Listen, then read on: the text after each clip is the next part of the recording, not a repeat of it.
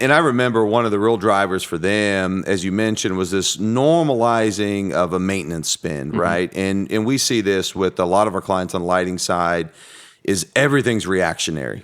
It's pole falls down and you're emergency deploying somebody out to deal with it, which, anything that's an emergency obviously costs more.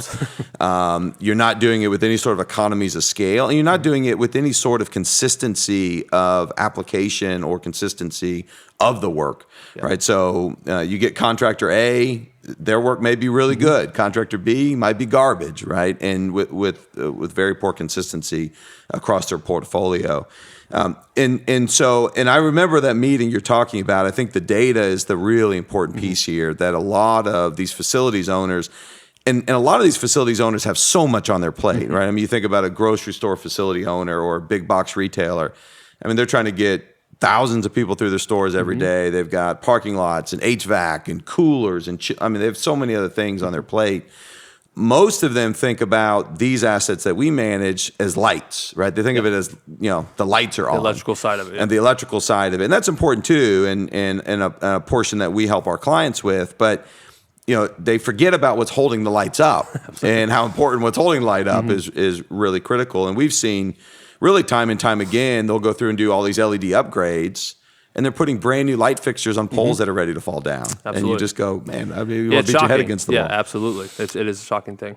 And so from our perspective, one of the things that we like to explain to our clients is, one, ask the question, you should, as a facility owner, ask the question, should a guy that's changing light bulbs that is not qualified, not an engineering firm, not an NDT firm, should they be inspecting welds and corrosion and critical infrastructure?